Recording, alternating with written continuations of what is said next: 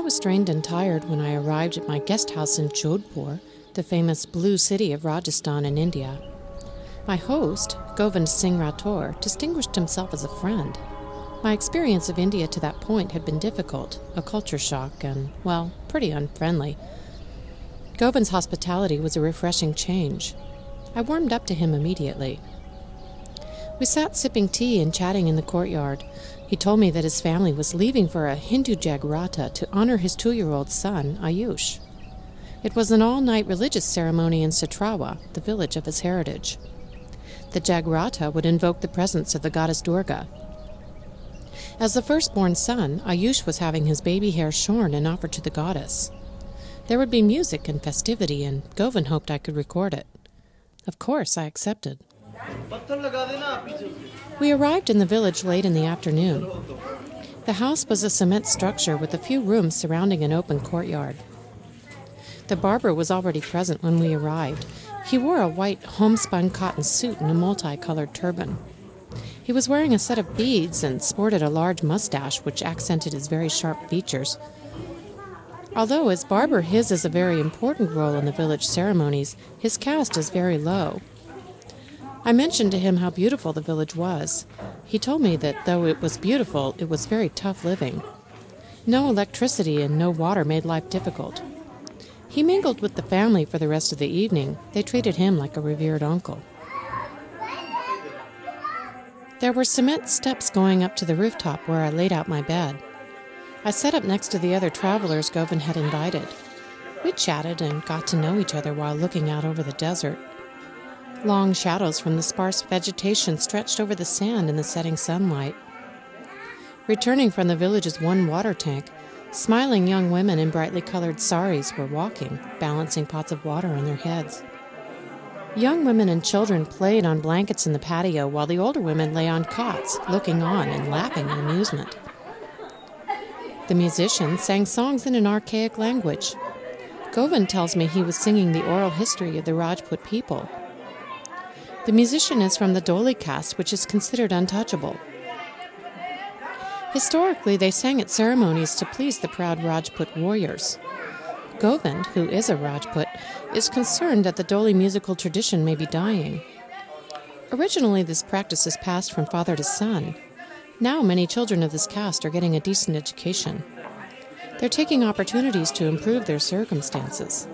This is good for them, but the musical tradition will likely fade away. I came back down the stairs and found the women of the family had moved into the galley. They were making chapatis by the light of one bulb plugged into a series of extension cords stretched out over the desert from a power source far away.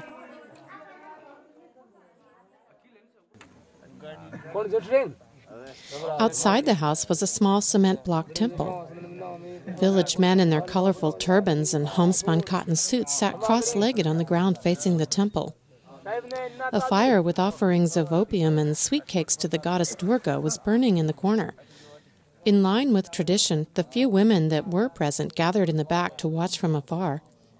Because I held the tape recorder, I was the only woman up in the front with the village men.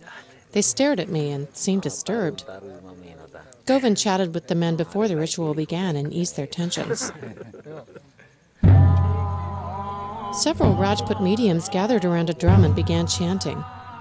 The mediums travel around Rajasthan as needed to perform these rituals.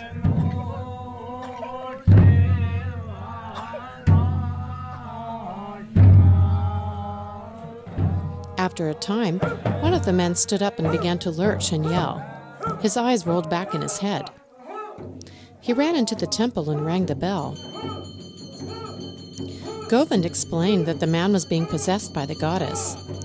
The embodied deity seated herself in the temple, and the village men went in one by one to ask questions.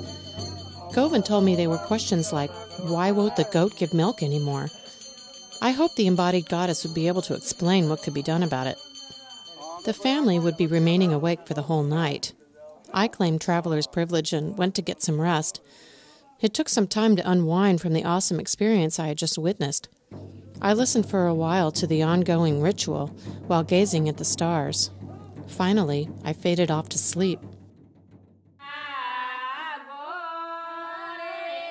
But I wasn't asleep for long when the sound of women singing woke me up. They were blessing songs welcoming the child into the family and praising Durga. After they finished, I managed to drift back to sleep, only to be awakened again by the sounds of the Doli musician. The light on the horizon was evident. He was bringing in the dawn. In the morning, before the sun got too hot, the family gathered around a small fire the barber had made in the sand to perform the hair-cutting ceremony. Ayush sat happily in his father's lap while his mother sat next to them wearing a flower-patterned sari and red ceremonial veil. With the biggest scissors Ayush had probably ever seen, the barber sheared the child's hair and offered it to Durga in the fire. The family watched on, smiling with pride. A picture of Rajasthani life I'll always remember. This is Kat Vibert, reporting from the Thar Desert in Setrawa, India.